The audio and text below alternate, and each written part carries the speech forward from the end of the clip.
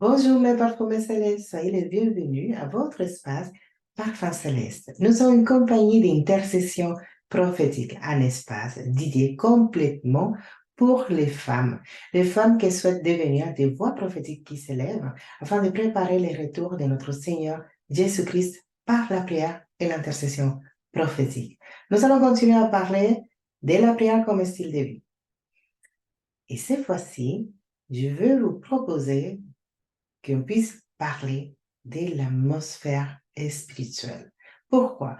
Parce que quand nous avons commencé à parler de la prière, de comment pouvoir nous rendre dans ces lieux secrets par excellence, là où notre Père nous donne rendez-vous pour établir cette relation, cette communion avec nous, il y a une question qui se pose. Mais comment je vais reconnaître ce lieu secret? Comment je pourrais discerner? Comment est-ce que je peux me préparer pour cet rendez-vous?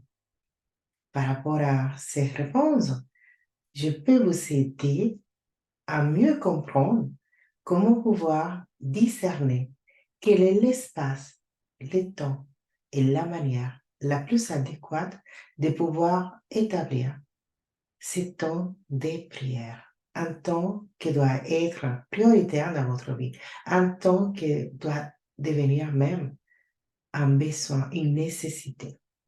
Comme nous avons besoin de l'air pour respirer, pour vous donner une idée, ça doit être également pour vous la prière, votre oxygène spirituel.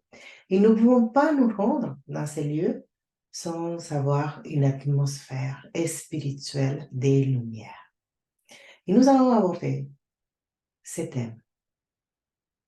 Avant cela, je crois pertinent de vous poser une question. Est-ce que connaissez-vous dans quelle atmosphère vous vivez? Est-ce que vous savez dans quelle atmosphère vous marchez? Savez-vous que de la même manière qu'il existe une atmosphère naturelle, nous avons également une atmosphère spirituelle? Ou simplement, est-ce que vous avez déjà entendu parler d'atmosphère spirituelle? C'est important de savoir que nous pouvons tout faire pour nous rendre dans ces lieux secrets. Nous pouvons avoir notre disposition de temps, la détermination de les faire, avoir cet besoin dans notre cœur, avoir cet amour.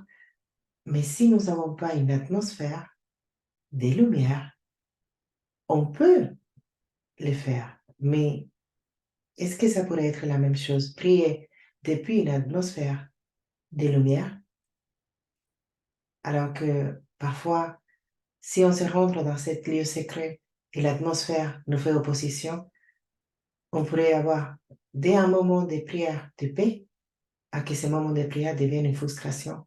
Pourquoi? Parce que justement, l'atmosphère est vitale, importante. Même, je dirais, plus que prioritaire. Avant de se rendre dans ces lieux secrets, il faut s'assurer que nous avons l'atmosphère qu'il nous faut. Et pour cela, nous allons voir dans la parole de Dieu comment le Seigneur nous parle, qu'il a pris en compte justement cette nécessité d'avoir un lieu de repos, un lieu de paix. Il a tout préparé pour nous enseigner à travers sa parole qu'avoir une atmosphère de lumière est important. Comme il existe une atmosphère naturelle, il existe également une atmosphère spirituelle. Et cette atmosphère peut être dans un lieu physique, mais également dans l'intérieur d'un individu. Nous pouvons avoir des atmosphères intérieures et nous pouvons également avoir des atmosphères extérieures. Pourquoi? Parce que l'atmosphère est un cadre visible. Et c'est un cadre visible que on peut la nommer également environnement. On peut voir l'environnement d'un poisson, c'est la mer. On voit cette atmosphère visible dans un cadre, la mer, l'eau, tout cet écosystème dans la mer. Et on voit que cette poison, si on le retire de son atmosphère, il ne pourra pas subsister. Il va mourir. Évidemment, quand nous parlons des atmosphères spirituelles, nous parlons également d'un lieu de vie invisible.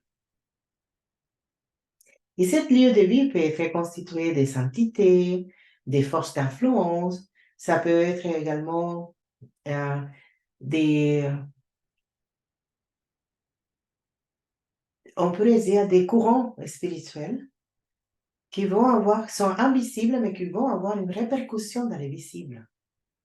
Pour vous donner un exemple, est-ce que vous avez déjà été dans un endroit que vous rentrez et jusqu'au moment de se rendre dans le lieu, vous étiez bien.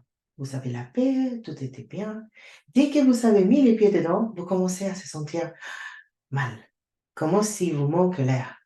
Comme s'il y a une oppression. Comme si vous ne pouvez pas expliquer. Comme si l'espace est devenu tout d'un coup tout petit. Et que vous ne pouvez même pas se sentir libre. Parce que vous êtes déjà dans un lieu que forcément vous serez la place. Mais pour vous, c'est comme s'il n'y a même pas l'espace pour bouger. Voilà. Je viens de vous donner un exemple de comment on peut discerner une atmosphère spirituelle des ténèbres. Également, on peut vous donner l'exemple inverse. Vous êtes dans un lieu et à un moment donné, vous dites, oh, je sens une paix. Je me sens bien. Voilà. Vous êtes en train de discerner une atmosphère de lumière qui vous amène à être en sécurité, qui vous amène à avoir la paix. Et on peut vous donner plusieurs exemples, mais je préfère vous parler de la parole. Alors, nous allons parler de l'environnement spirituel que nous devons y avoir pour pouvoir nous rendre dans ces lieux secrets. Si nous voulons commencer notre vie de prière et plutôt avoir cette vie de prière comme un style de vie, nous devons faire attention à notre environnement spirituel, à l'atmosphère qui, au moment de nous rendre dans ces lieux secrets, va impacter votre temps de prière.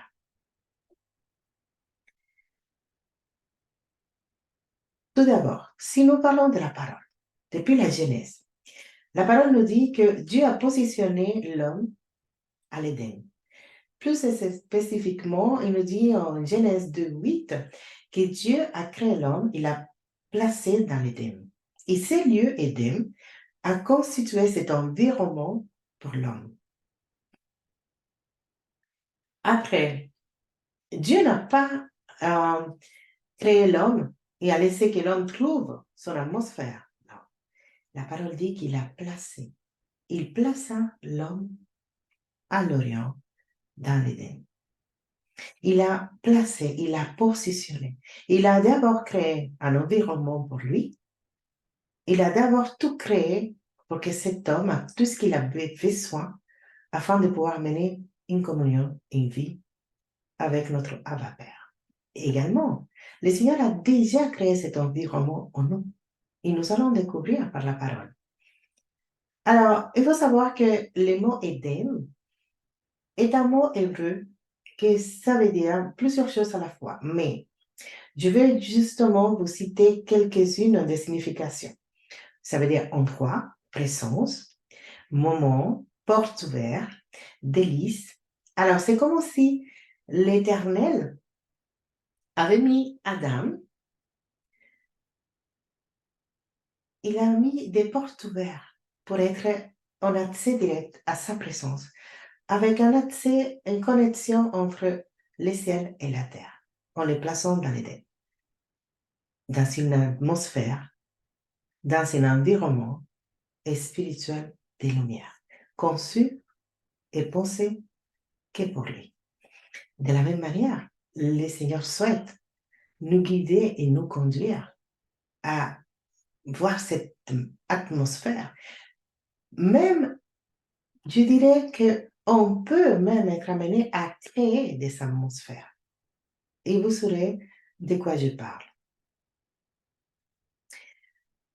Alors, on pourrait dire que si on peut nommer notre atmosphère, notre Éden personnel, au moment de parler de notre lieu par excellence, de l'atmosphère spirituelle que nous allons préparer pour nous rendre dans les lieux secrets. Nous allons commencer à découvrir comment nous pouvons préparer cet Éden, cet espace, cet lieu de paix, de délices, pour accueillir la présence de Dieu afin de nous rendre dans les lieux secrets. Nous allons parler de façon générale des atmosphères spirituelles. Je ne vais pas aborder en profondeur parce que vous savez qu'il y a différentes atmosphères. Nous avons les atmosphères des ténèbres, les atmosphères surnaturelles, des miracles, les atmosphères de paix, les atmosphères d'oppression, différentes atmosphères. Je ne vais pas rentrer dans la profondeur. Je vais simplement parler de l'atmosphère que nous devons y avoir afin de nous rendre dans ces lieux secrets pour pouvoir avoir notre vie d'intimité, notre communion avec notre Seigneur. Nous restons dans ce sujet de la prière comme style de vie. Alors, nous allons donner quelques exemples de comment l'Éternel a créé une atmosphère pour chaque chose. Quand il a commencé à la Genèse, on peut voir quand il a créé les poissons. Avant de créer les poissons, il a créé la mer. Après, il a commencé à créer les oiseaux. Mais avant cela, il sépare les eaux d'en haut, les eaux d'en bas, afin de dégager, de créer le ciel. Après, il a créé les plantes. Mais avant de créer la plante, vous avez vu, la séparation a été établie afin de faire pousser la terre. Et nous pouvons donner tellement des explications de comment c'était important de que chaque création, chaque créature puisse avoir une atmosphère. Également, nous, on l'a déjà vu quand nous avons cité les versets de Genèse 2, 8, comment il a créé cette atmosphère de délices, porte ouverte, de paix, pour accueillir la présence de Dieu et qu'il a placé l'homme. Alors, on va lire différents versets pour avoir des différents exemples des atmosphères spirituelles. 1 Roi, chapitre 8, du verset 10 au 11. Au moment où les sacrificateurs sortiront du lieu saint, la nuée remplit la maison de l'Éternel. Les sacrificateurs ne pourront pas y rester pour faire les services à cause de la nuée, car la gloire de l'Éternel remplissait la maison de l'Éternel. Nous voyons une atmosphère de gloire. Dans cette atmosphère de gloire, c'était impossible de pouvoir se rendre pour servir l'Éternel, parce que l'atmosphère de gloire empêchait les services. On peut lire également dans le psaume 16, verset 11, « Tu me feras connaître les sentiers de la vie. Il y a d'abondantes joies devant ta face, des délices éternelles à ta droite. » Des délices éternelles à ta droite. Nous parlons d'une atmosphère de sainteté, une atmosphère du trône, une atmosphère de la présence de Dieu.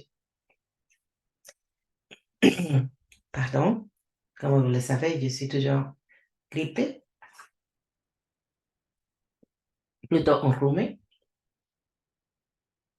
Nous avons un autre exemple, comme une atmosphère des ténèbres peut être transformée par la présence de Dieu. Samuel, 1 Samuel 16, verset 23. Et lorsque l'Esprit de Dieu était sur Saoul, David prenait l'arpe et jouait de sa main. Saoul respirait alors plus à l'aise et se trouvait soulagé. Et les mauvais esprits se retiraient de lui. Je sais que vous connaissez. Quand David commençait à adorer à louer cette atmosphère d'adoration transformer l'atmosphère d'oppression. Et comment vous venez d'entendre, il dit, et Saoul respirait plus à l'aise et s'est trouvé soulagé. Comment nous pouvons avoir une transformation d'atmosphère et retrouver la paix? Comment pouvons-nous créer cette atmosphère? Parce que nous avons déjà la lumière de Christ en nous. Comment pensez-vous que nous serons capables à rentrer dans un lieu et transformer l'atmosphère par la lumière de Christ? La lumière de Christ en vous fait rétrocéder les ténèbres. Alors, quand vous serez à convenir ce rendez-vous, avoir cette planification prophétique, à dire, j'ai besoin d'avoir ce moment intime de communion, j'ai besoin d'écouter mon Abba Père, mais j'ai besoin de recevoir également son amour. J'ai besoin de passer du temps avec lui. Savez-vous que vous avez en vous la lumière de Christ? Alors, si vous n'avez pas une atmosphère comme l'Éden, si vous n'avez pas, parce que parfois nous avons des difficultés si nous sommes pas les seuls dans la maison et encore que si c'est le cas que vous êtes la seule personne en Christ, je vous dirais que je comprends très bien d'avoir cette atmosphère qui va venir s'opposer, mais vous avez la lumière de Christ. Et si vous avez la lumière de Christ, là où vous êtes, là où vous décidez d'être pour chercher le Seigneur, cette lumière va faire rétrocéder les ténèbres. Comme nous avons déjà expliqué dans les vidéos précédentes concernant la prière comme style de vie, vous cherchez cet lieu secret dans votre intérieur, mais également à l'image de que tout ce qui est invisible existe dans le visible. Vous avez cette atmosphère intérieure, la lumière de Christ en vous, la paix, les chalons, la conviction, la foi et le Saint-Esprit qui va vous guider. Mais vous avez besoin de cet environnement spirituel, de cette atmosphère de lumière, de paix. Alors, comment pouvez-vous être convaincu que vous pouvez le faire? En Colossiens 1, du verset 12 au 13, on nous dit, rendez grâce au Père qui vous a rendu capable d'accéder à la part d'héritage des saints dans la lumière. Il nous a délivrés des ténèbres pour nous transporter dans le royaume de son Fils bien-aimé. Nous avons été délivrés du royaume des ténèbres, nous avons été transportés au royaume des lumières. Alors nous avons le royaume de Christ, nous avons le royaume de Dieu, nous avons la lumière de Christ. Nous appartenons plus aux ténèbres. Les ténèbres n'ont rien à voir avec nous. Nous devons créer et croire même que nous serons capables de le faire des atmosphères de paix, des atmosphères de lumière. Nous devons même oser à transformer toute atmosphère d'oppression dans une atmosphère de paix par la lumière de Jésus-Christ qui habite en nous. Romains 8, du verset 14 et 15 nous dit, car tous ceux qui sont conduits par l'Esprit de Dieu sont enfants de Dieu. Ainsi, vous n'avez point reçu un esprit de servitude pour être encore dans la crainte. Reçu un esprit de servitude pour être encore dans la crainte. Non. Mais vous avez reçu l'esprit d'adoption par lequel nous crions Abba Père. Vous avez un esprit d'adoption. L'esprit de Jésus-Christ qui est en vous crie depuis votre cœur Abba Père. Alors vous n'êtes plus esclave. Vous ne pouvez pas être esclave d'une atmosphère de ténèbres parce que vous avez été transporté à une atmosphère de lumière. Je vais vous donner un exemple. Et j'ai choisi un exemple que tout le monde pourrait s'identifier avec. Nous allons parler de cette atmosphère des Lumières qui a été créée par un homme qui n'était même pas chrétien, par la foi. Et nous parlons de Cornèle. Je ne veux pas lire toute l'histoire. Je vais lire simplement quelques versets pour vous encourager à que si vous avez chez vous peut-être une atmosphère qui n'est pas adéquate pour avoir ces moments d'intimité, ou peut-être que vous n'avez pas de problème d'atmosphère, mais vous savez les doutes dans votre intérieur parce que vous n'arrivez pas à se centrer dans la prière, à être en communion, en intimité, par des distractions. Également, vous savez que dans différentes atmosphères, on peut avoir des parasites, des fruits qui vont essayer d'empêcher. Quand j'ai donné des exemples des atmosphères spirituelles, j'ai simplement parlé de la paix, de l'oppression, mais même un bruit peut être un obstacle pour avoir un temps de prière. Parce que si vous êtes en train de se rendre dans les lieux secrets, il y a du bruit, du bruit. Comment pouvez-vous être en paix? Comment pouvez-vous être à l'écoute? Alors, je vais vous parler de Cornèle. Acte 10, je vais lire du verset 1 jusqu'au 4. Parce que vous connaissez l'histoire. Et si vous l'avez jamais lu, je vous encourage à le lire. C'est très, très, très belle histoire de Cornèle. Il avait un homme nommé Cornèle, centurion de la Corse, appelé Italique. Avec toute sa maison, il était pieux et craignait Dieu. Il faisait beaucoup des actes de compassion en faveur du peuple et priait Dieu. Il priait Dieu constamment, dit la parole. Vers la 9e heure du jour, il vit clairement en vision un ange de Dieu entrer chez lui et lui dire, Cornèle, il le fixa et saisi de crainte, il lui dit, qu'y a-t-il, Seigneur? L'ange lui dit, tes prières et tes actes de compassion sont montés devant Dieu. Eux, ils s'en est souvenu. Je vais faire une parenthèse en parlant de Cornèle.